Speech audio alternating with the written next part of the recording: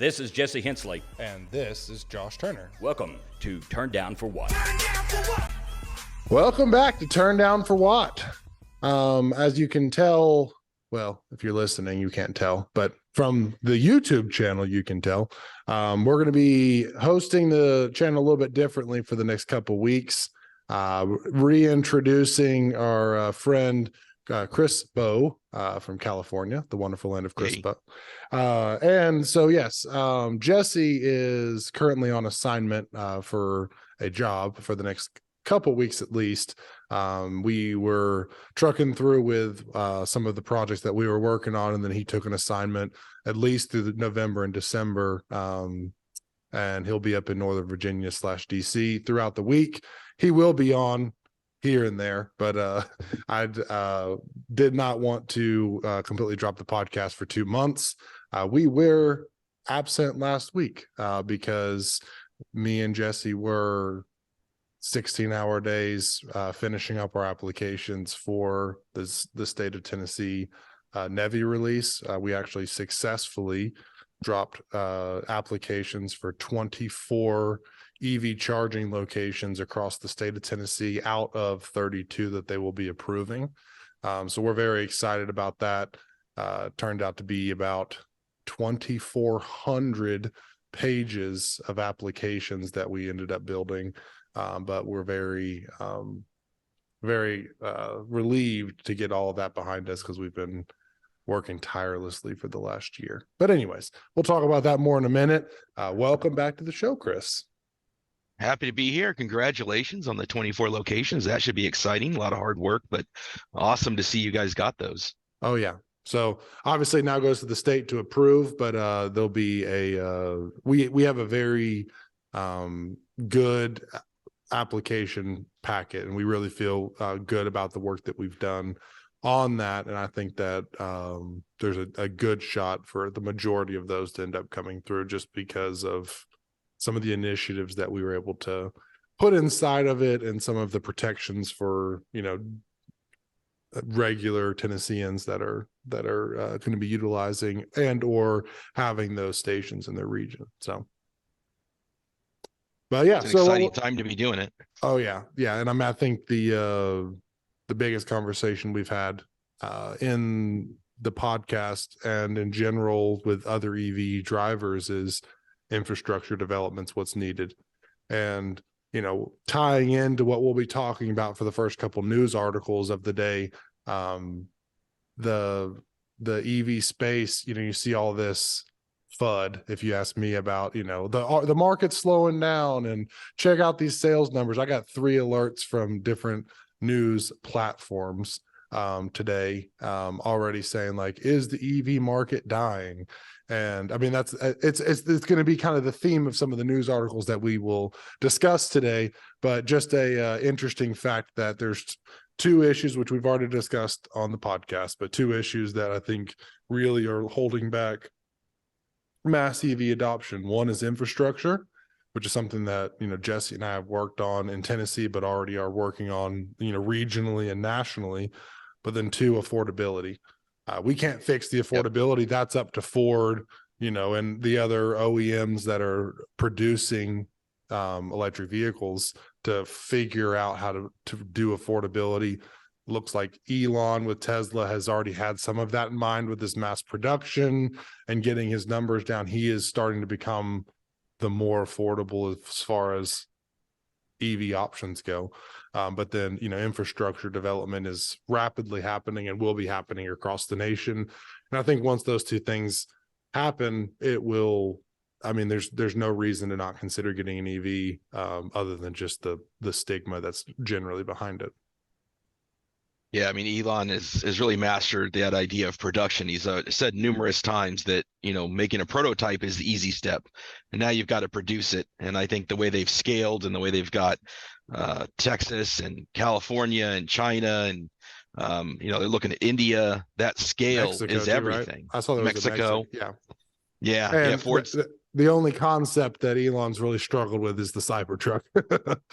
He's done really well on every other vehicle, but the Cybertruck has been years in the making. But apparently we're there. Apparently we have less than a month until the official release, but we'll see. Yeah, I think any of these huge giant initiatives like Cybertruck or Tesla Semi, which is still out there, Tesla Roadster, these things, they take a long time. And I think the big difference with Elon is he loves to go out there and talk about these aspirational things well before they've really engineered it and designed it. And you see with the traditional OEMs, Ford is a great example. A lot of times these things were engineered and developed and researched, and work has been done on them for a couple of years before they ever whisper it to anybody. And Elon doesn't operate that way. He throws it out there and then he gets ridiculed for it. But he's famous for saying if you're not breaking things, then you're not trying hard enough. And that's how he operates. He go fast and break things and then adjust from there. And that's a different way of going about it, I think. We were talking to a transportation leader in our region, and the saying that he kept saying was just punt the football. You punt it, you figure it out. Get it down the field and you'll figure it out. And so we were working on an initiative with him, and he just threw a bunch of stuff together and said, here, I'm punting the football, now figure it out. And I think that's what Elon's done, is he has an idea, he punts it, and then just figures out what's going to happen afterwards, where a lot of other OEMs are very strategic as far as, okay, we're going to get all the bells and whistles, a formal announcement and everything.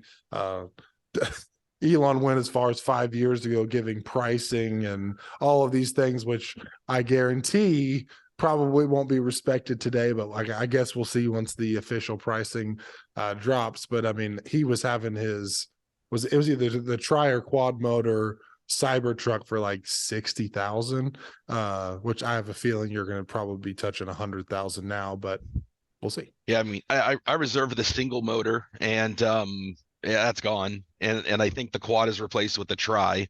But everything's speculation at this point. Nobody really knows. We'll know at the end of the month, and we'll get some real numbers out there. Jim Cramer was out there today with some crazy nonsense that didn't make any sense at all.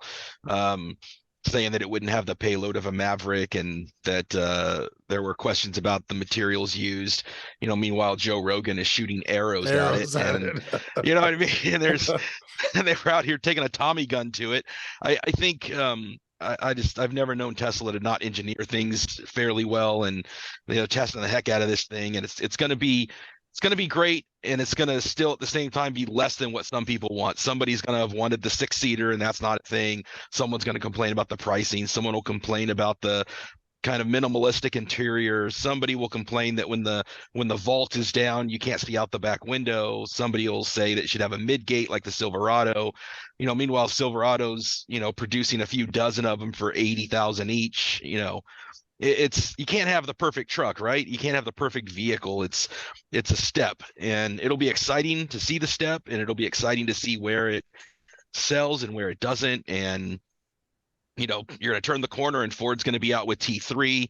Hopefully Silverado finally gets their act together and figures some Dodge. Where's Dodge? Stellantis. I mean, Stellantis sounds like something you take for medicine, like, hey, my doctor prescribe me some Stellantis. I did actually put a reservation on the 1500 EV just because when they dropped it out, I mean, it looks sweet. It's a Ram. Yeah. I mean, I have my own opinions on Ram because I'm a Ford guy, as everybody should know by now.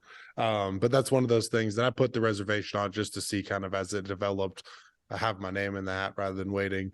But it looked very high quality and very nice, but obviously but them and Silverado both are still we talked about it 2 weeks ago. Silverado had a bump out on their time frames.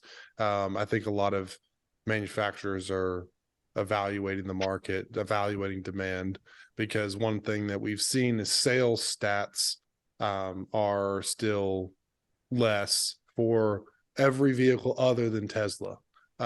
For the EV market. And that's something that a lot of manufacturers are, I think, working on.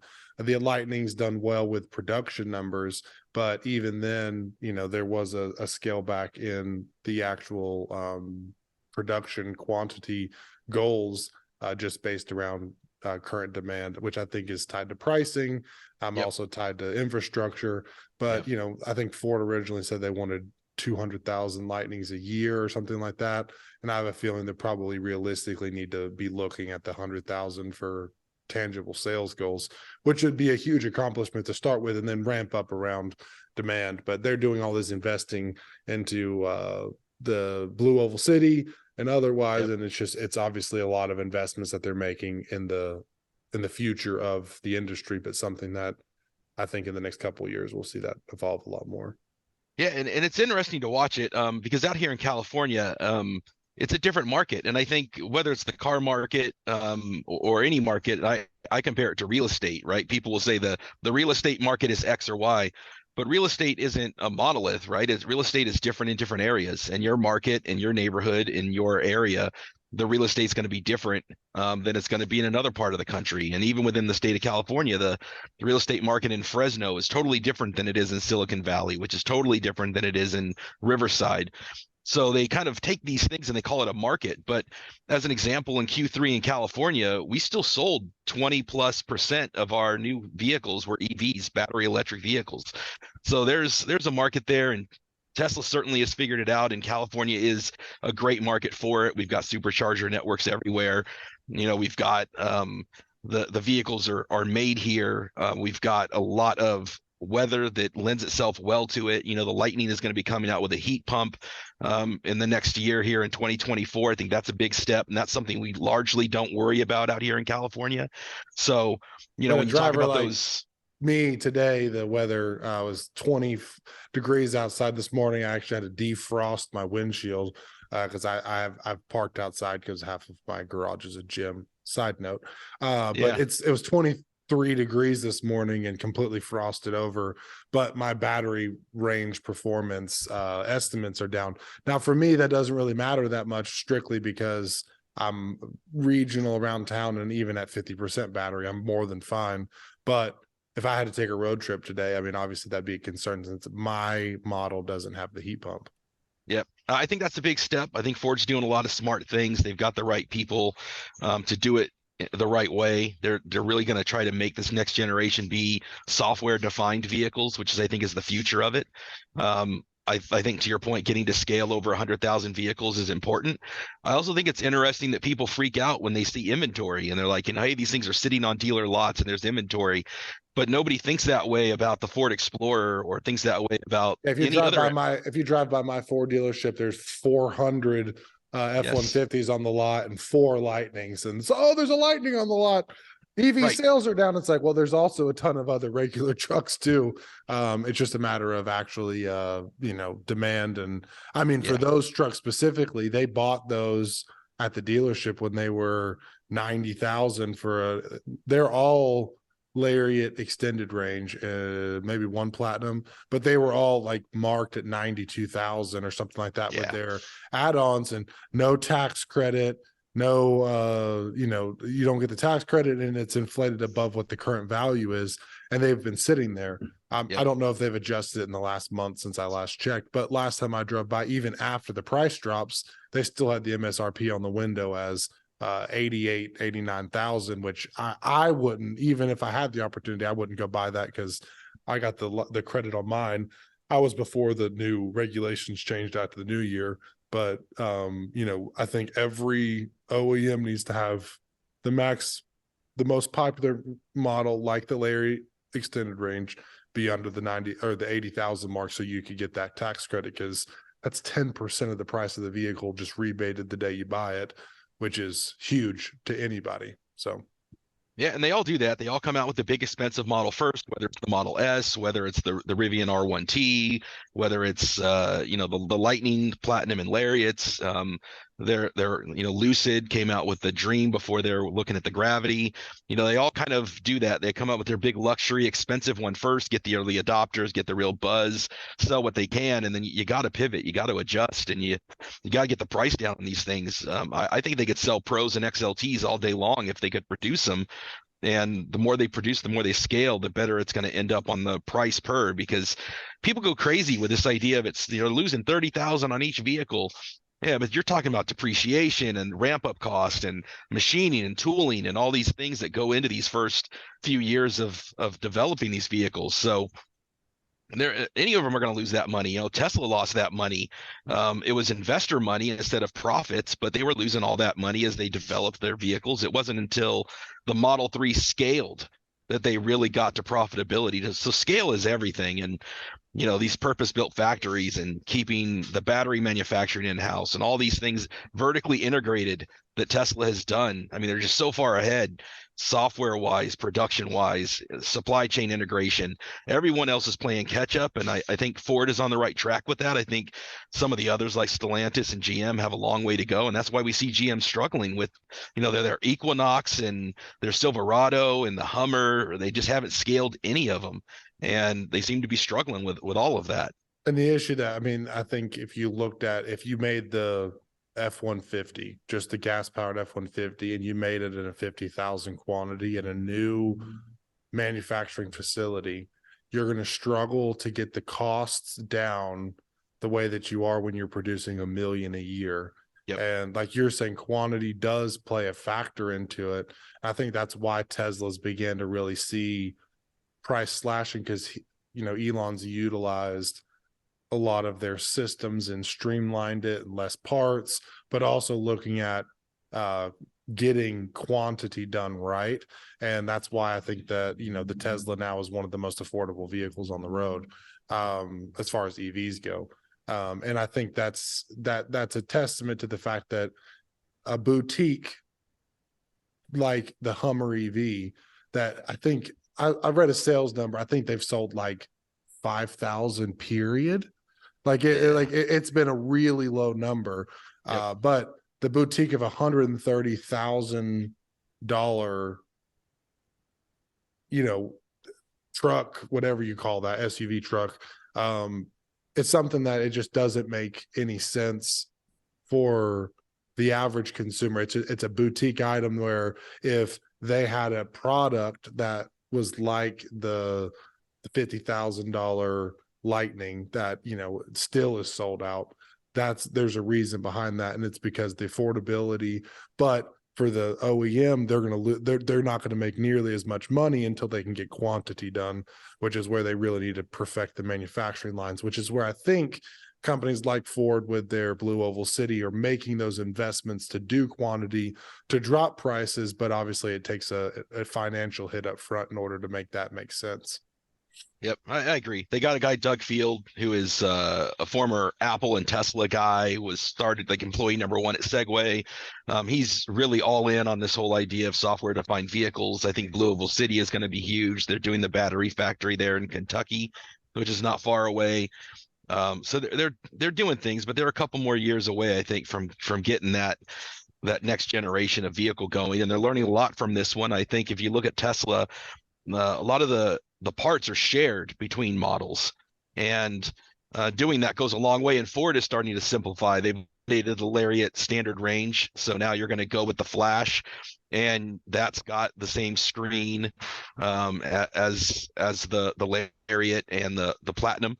And so you're seeing them start to simplify their offerings to saying, hey, instead of all of these crazy options and crazy variations, we're going to simplify and share a lot more of these common parts. And those are all going to be steps that help. They're learning these things. They're going to be losing money as they develop it at first, but they'll get there sooner than others. And I think Tesla's showing the way on how to do that. So yeah. And I mean, if you look across the board, a lot of Tesla from base to high models have a lot of the same parts. Yep.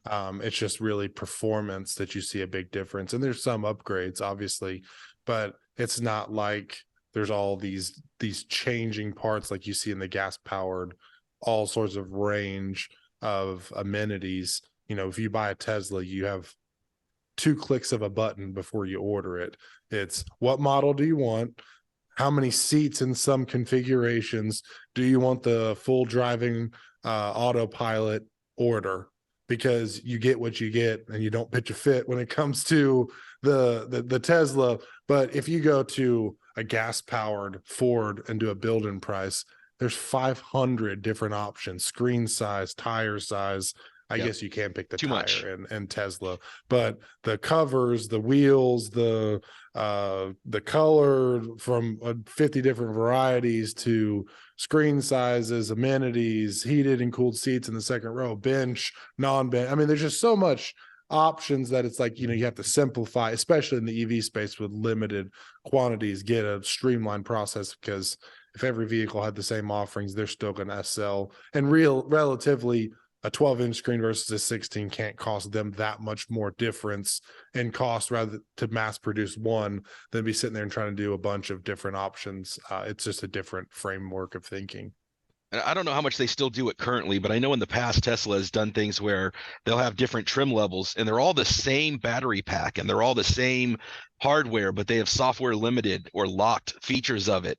But they all exist. The parts are there because it makes more sense for them to software limit it than it does to have a variation on the battery pack. And I think there was some natural disasters, hurricanes in Florida, where they actually went in and remotely unlocked that battery capacity to let people escape the hurricane. And these are things, the cost to produce at mass the same battery pack and then software limit it was better than having a variation of 2 or 3 different battery packs. And so those are the types of things that they have figured out for sure. Yeah, I mean, the auto driving's a software update. And so every vehicle comes with it. I actually had a business trip up to Canada, Toronto last week, and we because Jessie, I'm going to slam Jessie because he's not here. Jessie didn't have the appropriate documentation to fly in. He had an expired passport, so we all had to fly into Buffalo, drive to Toronto from Buffalo, which was a beautiful drive. We got to see Niagara Falls, all that. But anyways, we rented a Tesla just because I'd never driven a Tesla before. We actually rented a Tesla from the car rental spot in Buffalo, and they had a button that was the full driving, but it had to be unlocked.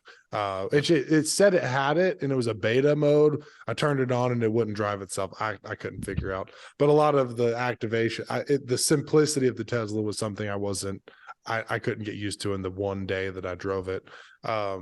But nonetheless, that's a software update, and the battery thing I'm sure is very similar, where it's obviously there's a lot of functionality that you can just control with software, and the mass production of it obviously plays a factor into the success of what Elon's done with the mass production that they've done. Yep. So, well, we've kind of semi-touched on the first 2 news articles with basically Toyota cut their 2023 EV sales forecast by 40%. Obviously, we've discussed this before, but Toyota has a primary stake in the hybrid game. They only have 2 models in their line, one with Lexus and one with, I don't even think it's made in the United States. It was another model. But their battery production and all that they do is all for their plug-in hybrids, but they're diminishing their projection for EVs from 200,000 to 100,000, which would be expected, and they're blaming that on Chinese demand, because I think that's where they're selling that the most currently.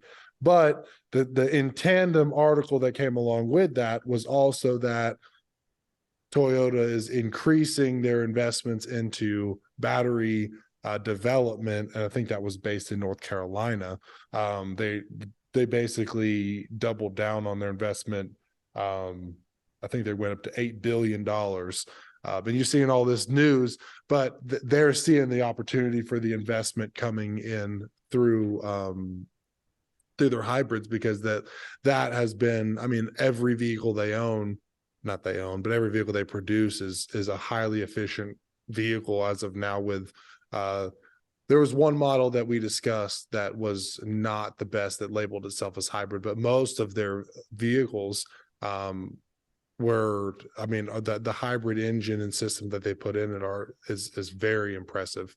The Tundra, I think, was the one that wasn't the best, but the van, the Prius, and all those, that's a highly demanded hybrid vehicle with a very solid option. And I think that you have to have battery packs for all of those. And so their investment into North Carolina kind of just shows that they're going to continue down that vein while still trickling and tiptoeing into the EV space. Yeah, they've got a lockhold on that market. When you look at the Prius and some of those hybrids that they've done a great job with it. They make a ton of money with it. It's their version of the F-150. F-150 is really the bread and butter of Ford, and the hybrids that they're doing in Toyota, and they mass produce them. They have battery engineers. They're great at it. They've talked about the solid state. I'm curious to see where that ends up landing. But yeah, they've been really hesitant to kind of really go all in on BEV. And it's a curious thing, and they're making plenty of money doing what they're doing. The worry for me is the Chinese company like BYD and those guys are going to get so far ahead and outpace in parts of the world that we're not even thinking of. South America, they're taking a foothold, and in Mexico and in Brazil, and they get into India and they mass produce these things, and they're not bad quality, some of these things that you're looking at. And so they're going to flood the market. And you think back to the I'm old enough to remember the 80s when the Japanese car market, the Americans were behind. We were making things too big, too heavy. The gas shortage was there, and the Japanese market came in, and there was a period there we didn't know if the American car company was going to make it, and eventually they caught up. And this may be the opposite, where some of the American companies are seeing it, and they're not not wanting to be behind like they were back in the 80s, but the Japanese companies now are kind of so ingrained for so long that maybe they're Honda and Toyota both don't really have a strong presence in the EV space at all. The Honda has an EV Prelude. I have to make sure that's the case, but I believe it's the Prelude coming out next year. And that's the first one that they have that's an EV. Toyota's the same way. I mean, they have, I think, their first one coming out. They have one, I think, that's released, but it's not sold in the US. But it seems like they've been hesitant. And I've heard a lot about them with the solid state and the upcoming battery tech, and maybe they're just being calculated to come up with a really good solution and really hit the scene in style. Or maybe they just don't see the profit in it yet, and they're being more calculated than companies like Ford, who are saying, hey, we're going to invest $5 billion in a facility on the assumption that we're going to make the push towards EVs. And they're just saying, hey, we're going to stay in our lane until proven otherwise. But like you're saying, I mean, they're going to get behind the 8 ball, and that could hurt them unless they're working on things, obviously, that we're not in the know on. So yeah, because they're not like Elon. They're not out there talking about the 5 things they're working on. They're just behind the scenes quietly working on them. So who knows, what's sitting back in their reserves. I think the other, and I don't mean to harp on it too much, but man, I'm telling you, this idea of software defined vehicles, I really do feel is the future. I think everybody else is running on a BlackBerry technology, and Tesla's out there with the iPhone. And it's one of those things where they try to hold on to that for as long as possible, but they're going to turn around one day. And that's where, again, kudos to Ford, where I think they've embraced that. And I think they're looking at keeping software in house. And Jim Farley's talked about the 100+ modules and 50 different vendors it takes to do a software update, and Tesla doesn't have to deal with that. Even if Toyota and Honda make that pivot, if their software is not in house, if it's not vehicle defined, I think they're still going to be behind. I think that is really the secret sauce, I believe, for the future of EVs, is this ability to have so much of it be software defined, not just from the OEM standpoint, but the way Apple is completely leveraged their software, their platform, and their hardware to make it so that software developers can make things for the iPhone.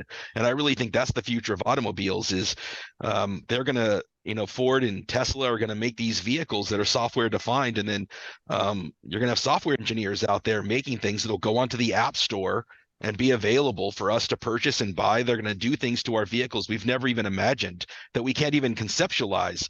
Some creative college kid sitting somewhere is going to, or some hacker in a basement is going to figure something out and make that next amazing app that we didn't even know we needed. I think that's really the sauce. Yeah, the technology advancement is rapid. And I think, we've discussed this, but I think Ford's, hiring of Peter Stern is indicative of where their trajectory is and the eyesight that they have, because they see Apple being the forefront leader of the software space and the tech space. Apple, I don't know if you've noticed this, but the Apple CarPlay function in the trucks Lightning. The Lightning has improved. I think it's EV spaces in general, but that's something that in general, I think that we're seeing the evolution of tech to the vehicle, but vehicles are also going to evolve in their tech for efficiency, which is a big one, but also, in just generalized functionality, because, there's like you're saying, there's so much opportunity for development. I think you were the one that mentioned it. We've referenced it several times since. It's the big dorky TV, and we're headed towards the flat screen. It's just a matter of the evolution of how do we get from A to B. And 10 years from now, we're like, wow, we had no idea. Look where we were 10 years ago. But just something that we got to start somewhere. So, yep. Random extra note: Subaru joined the NACS train. Obviously we've seen a bunch of OEMs over the last 6 months really begin to make those announcements, Ford being one of the first ones. Several have followed with upcoming releases, but Subaru this week announced that they were going to be producing their EVs, I believe in 2025, I think was the year that they will begin to use the NACS system, which, in using the Tesla last week, the NACS system is much less gaudy, like heavy, and it's very simple and small plug-in, and you still get the high production outputs. I mean, it was the first time I'd ever actually used a NACS, but something that Jessie and I in our stations that we're producing are actually going to have a split system. So it'll actually have CCS on one side and NACS on the other. And it's like a gas pump where you can choose diesel or gas. It's the same pump, but you can choose which head you want. And so instead of having to deal with adapters and things from a Tesla to CCS, both vehicles can come. And I think especially in 5 years, we're going to see a 50-50 on the road where, I mean, right now, 80+% is Tesla, which is all NACS. And they're having to use an adapter to use a system, which they're using their own network. But to go into some of these rural areas gives you the opportunity to have an actual plug-in down that vein. So, I mean, I think the adoption of NACS makes sense, especially in the United States.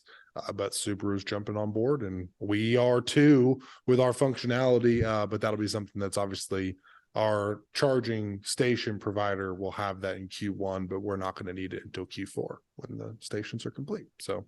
Yeah, whenever I travel, I always rent from Hertz the Tesla, and I mean when you charge it up, it's great, and it just plugs right in, and it's easy, and it's integrated into the maps, and it's a fantastic trip planner, and all of what they do, and the NACS is just one small part of it. So I'm curious to see, as these OEMs embrace NACS, how they integrate some of those other things, like Ford Pass being able to just plug and go, plug and charge, not have to deal with a bunch of apps.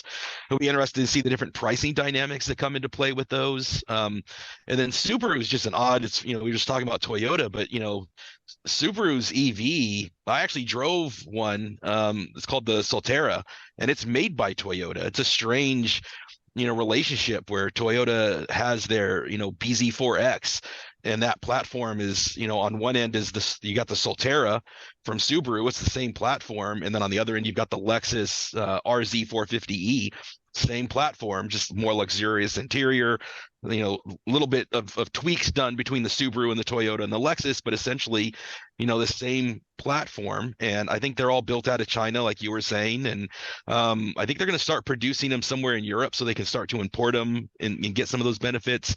Don't quote me on that. I remember reading something about it, but I drove one. My district manager was in town, and I've gotten him on board where every time he travels, he rents an EV anytime he can.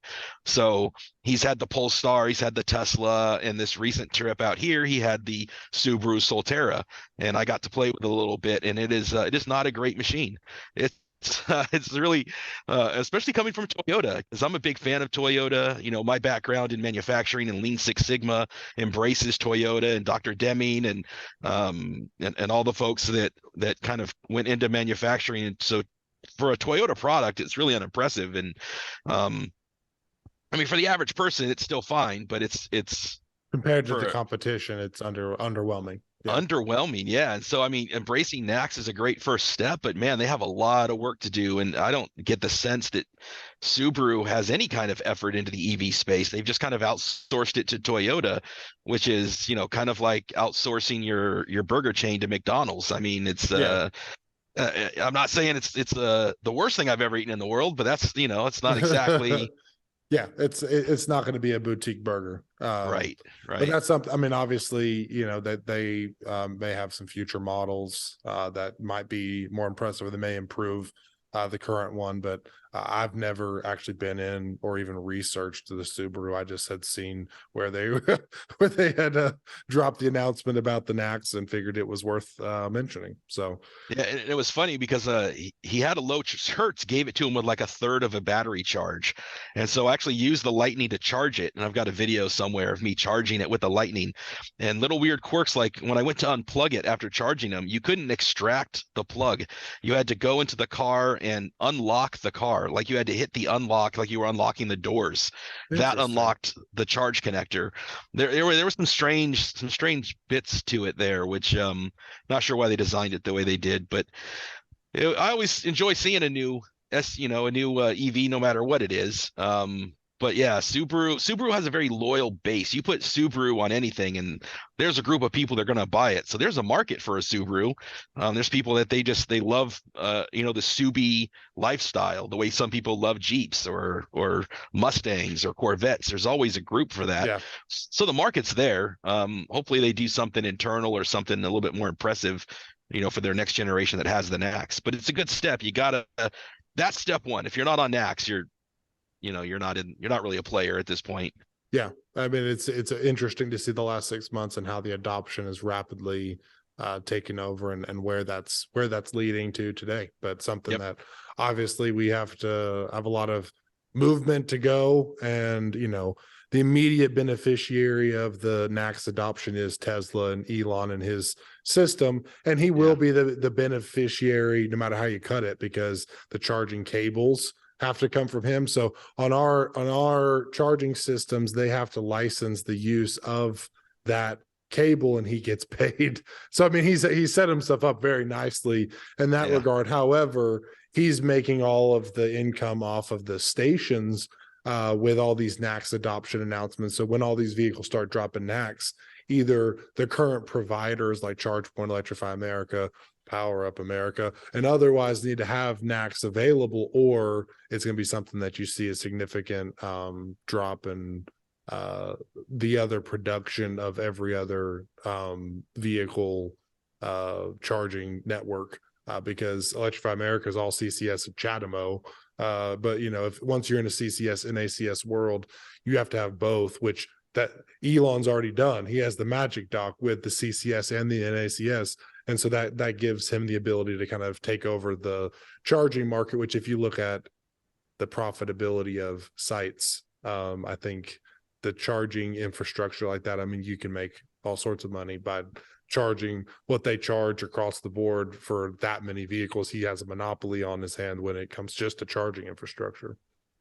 Yeah, I would guess there's a lot more money to be made in being the provider of choice for equipment than there would be for the electrical rates. They're just so dependent on the region you're in, the power company, the source, all of those. The supply and demand curve is definitely going to change. You can make $0 on the manufacturing of the car and then make millions off of the charging infrastructure if you're the only one that really has a reliable vehicle charging network. And so I mean, that's its own thing. I mean, you don't have to make your money on your cars, you can do it in other aspects. And I think that's just kind of where it sits. So we're going to wrap up this one.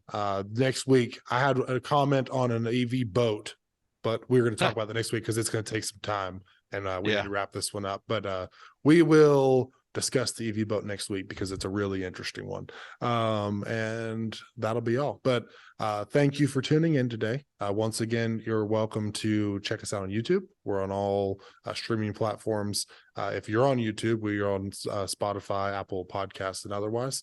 And if you have any questions or desire to input any insight onto this week's episode, either comment on YouTube, or you can go to our website, turndownforwatt, WATT podcast.com.